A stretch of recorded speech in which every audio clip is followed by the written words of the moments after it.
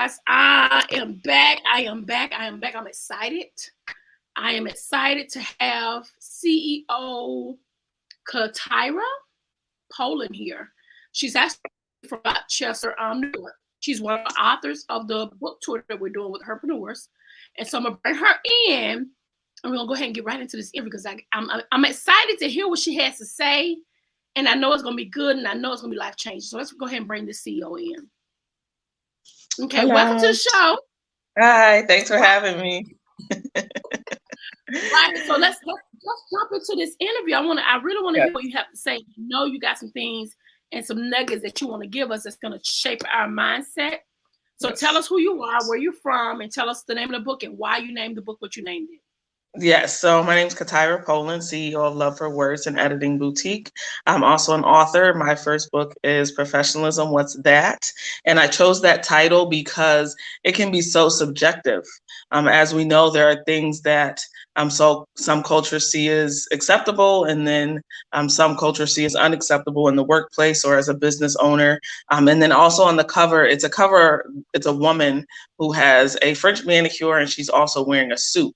So I wanted to bring to the forefront that professionalism varies by person, and that just because you consider something professional doesn't mean that someone else agrees, and that we need to be sensitive to each other and realize that different elements of cultures and what we do can be considered professional. And it's not necessarily a reason to have a conflict with each other, but it gives us an opportunity to open up our perspectives and see what differences we have.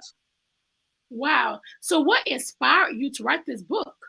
Yes. So in my observation, I've just seen that there were different incidents and experiences that I've had or I've witnessed where people either don't know how to behave either in a professional setting or work or business setting, or just in general, how to conduct themselves. And I wanted to offer either a refresher or an introduction to those who are entering the workforce or starting a business. So it touches on conflict management, also how to dress for success, resumes, cover letters, and my favorite topic in the book is code switching. Basically, that is adapting who you are, what you do, even how you sound based on who you're with or the environment that you're in. So for example, as a Black woman, one of the ways that I code switch, and many of us do, is hair. So if you have 4C hair, typically that's not considered acceptable. I know that you see headlines and we see stories about youth who are not allowed to take a picture or be valedictorian or have their braids cut off, etc., because of how it grows from their hair, from their head, and also because of the style. So I talk about that in the book. That's one way that we code switch. But what I really wanted to do is talk about the cons of code switching, because so often we're told we have to code switch. You have to sound like this. You have to speak like this. You have to look like this in order to be successful, in order to be professional, in order to be taken seriously. But I wanted to touch on the fact that those things could be very detrimental. To be told that you can't wear your hair how it grows out of your head is very damaging. It can be depressing. It can be, it's not all good. And I just feel like we need to change the narrative code switching and recognize that it can be negative and that everything from code switching is not necessarily a good thing. So that's one of the ways that we do code switch. And I touch on that in the book as well. My God, I love that. I'm so proud of you. How old are you? Oh, How old are you? I'm in my 30s. I'm in my 30s. Oh, young. I'm thinking of that. You can card, girl. You're about 21 years old. You have so much knowledge. I love it. And then another. Oh, go ahead. Go ahead. I was just going to say another way, especially that hits close to me, is our names. So even with a name like Catyra, so many people, ask, can I call you Ty? And it's like, no, my name's Catyra.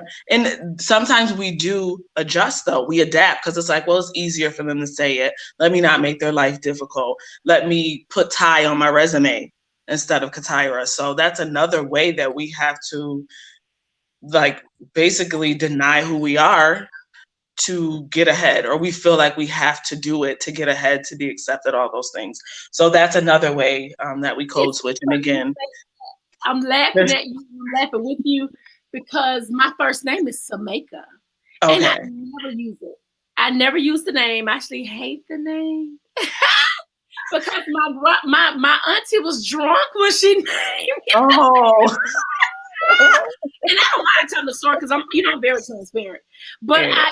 I never use the name because first of all, it's supposed to be Shamika, and it being Okay. Samika, and it's like growing up, I'm like, you know what, just call me Nikki, call me Nicole. You know what I'm saying? 'Cause that's the name. You know what I'm saying? So it's easier for them to remember Nicole or Nikki than Sameka. Who remember? I'm the only Sameka in the world. I've Googled it.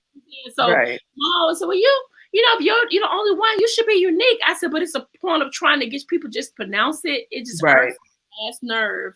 And I'm like, and it's not that I'm denying my identity. I just don't. I just be messing my name up. Just forget it. You know what I'm saying?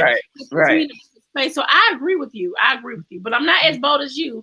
And it's a very different name, and it's a beautiful name. Thank you. Your name, but I never use my name. So that is true. You are so correct. Yes. So who was your inspiration? Like who inspired you to write? I mean, mom, dad, kids, husband? Yeah. My parents have always been supportive of my dreams. Anything I said I wanted to do, I never experienced them telling me I couldn't. Luckily, even with teachers and other people in my life, I didn't have people tell me I couldn't do something. And I know, unfortunately, that's not the case for a lot of people. So I often bring that to the forefront and just say that I was very blessed in that way, and just having the confidence in those in my circle and in my family and my network promote me, but more so encourage me and empower me. So I always felt like I could do whatever I wanted to do. I did go to an all-girls high school, so I definitely accredit, a lot of that to that as well. Was comfortable in the environment, did sports and STEM and science, all of those things. So that was also a large part of, why I'm so confident and why I go after my goals and dreams and things like that without hesitation. And just reading in general. I like to write poetry, so I studied, different poets in school. Maya Angelou, Nikki Giovanni, all the greats. So just reading in general. I just really like to read and write. It's something I started doing in middle school. I wrote my first poem in middle school, and I've been going ever since. And just seeing others, other self-published authors like myself is always an inspiration, and working with publishers. So that's what keeps me going, and then sharing my story. And then as an editor, I get to help people tell their stories. So that's another thing that motivates me, my clients, hearing, what they've been through, what they've overcome, what feedback they have for me. And I learn a lot when I edit manuscripts, and my clients also motivate me. Wow, that's major. So what will you tell the younger you right now of all the stuff you've endured? How could help the younger you to, tell me what you tell yourself 20 years ago? I would just tell myself to do what I'm doing right now. Just pursue your dreams, pursue your goals, Catyra. You can do whatever you put your mind to. I would say carve out more me time, because I have a lot on my plate. I have, different ventures, different projects, this business, other businesses. So I can do a better job of that, of carving out more time for maybe like naps and sleeping in and things like that. So like a lot of women, I do have a lot on my plate. So that is something that I work at daily. So that's advice I would give to myself. Make sure you take time for yourself. That's important. That's very important. Definitely. So where can we find this book? Yeah, so you can go right on my website, pollandllc.com. The Professionalism What's That is on there. Also, my book of poetry is on there.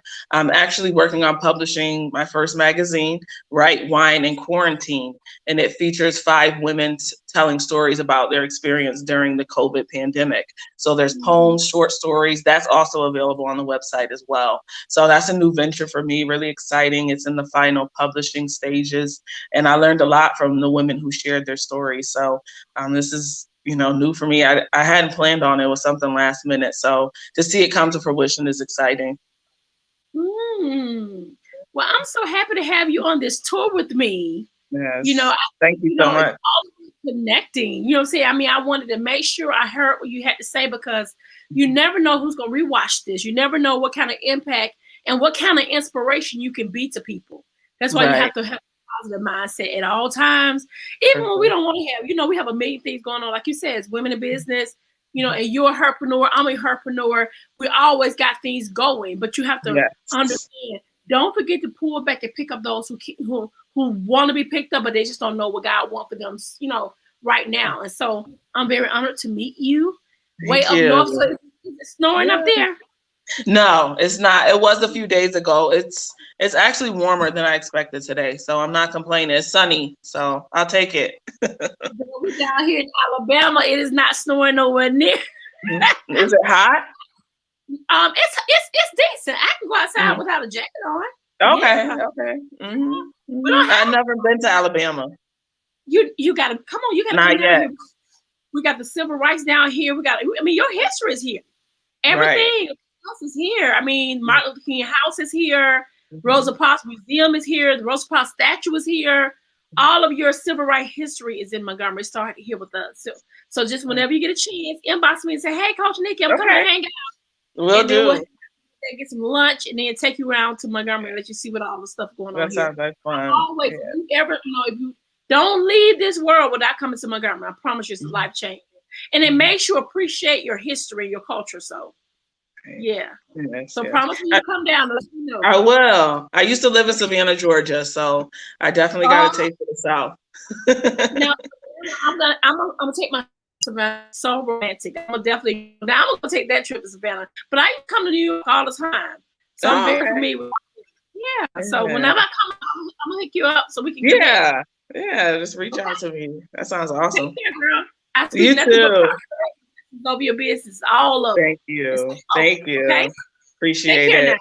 Bye. You too.